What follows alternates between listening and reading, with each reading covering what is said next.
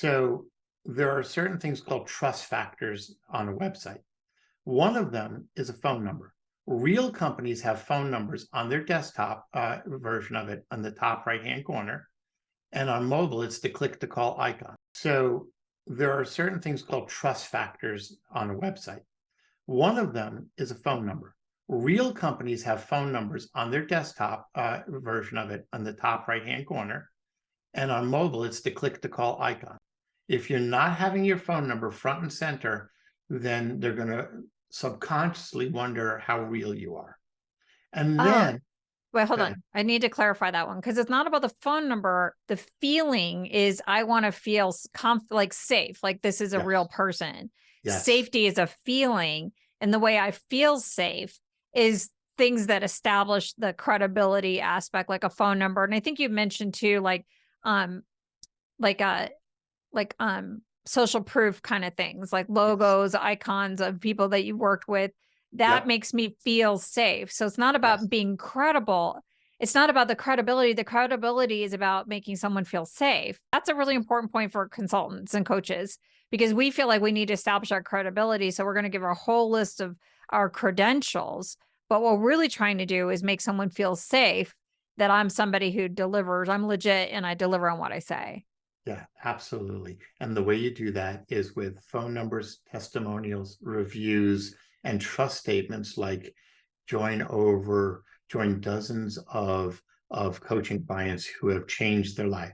That's a trust statement. Join dozens of, join hundreds of, join whatever, right? Reviews, testimonials, all of those are trust statements, and you want to just mix them up a little bit. Because if instead you do what I see on coaching sites where it says, hi, I'm Marty the Magnificent, and I've got my PhD in this and 20 years of experience this, and I've done and I've got my dissertation on this. And it's like, oh, shut up already. Nobody cares. Okay. Mm-hmm. I mean, they do, but they don't. What they really want to know is, you know, you know, struggling with anxiety.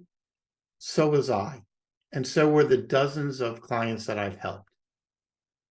Here's how. Yes.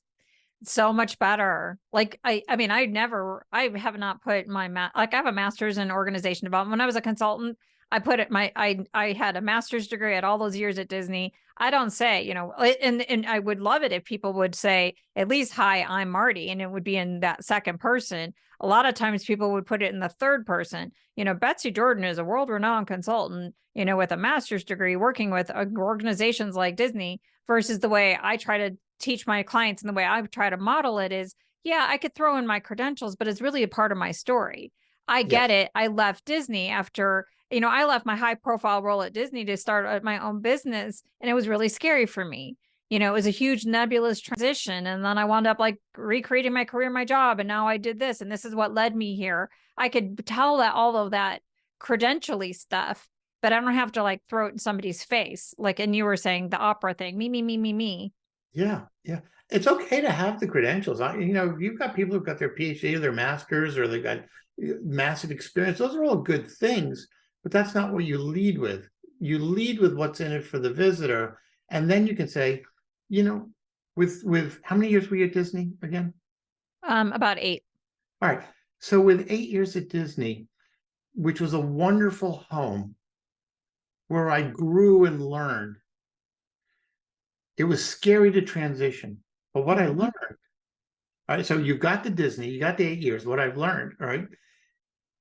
Prior to joining Disney, I got my master's in this, and that helped me at Disney. But interestingly enough, I found that that was my calling to help me with this. So you throwing it in the story, and it's not like, let me slap you in the face with a dead fish.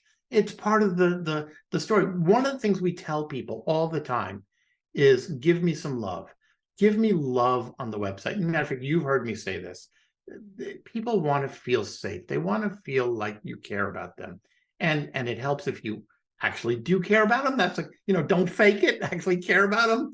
But if you care about them and it comes across and you provide that love, good things will happen.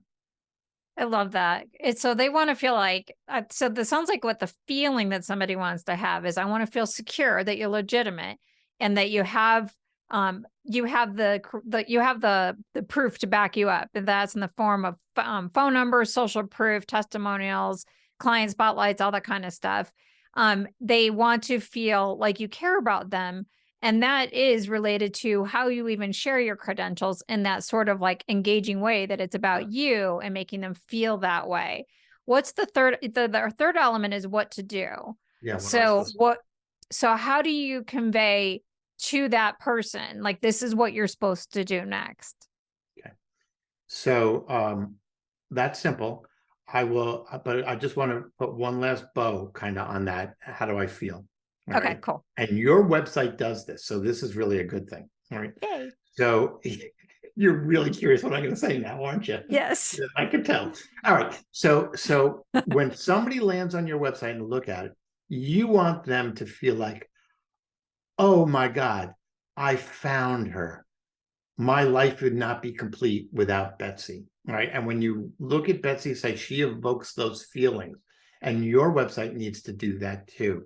You want people to go, oh, this is the guy, this is the girl, this is the person I need. Thank God I found them. If it's not doing that, especially for consultants, and coaches, then your website's not doing it justice.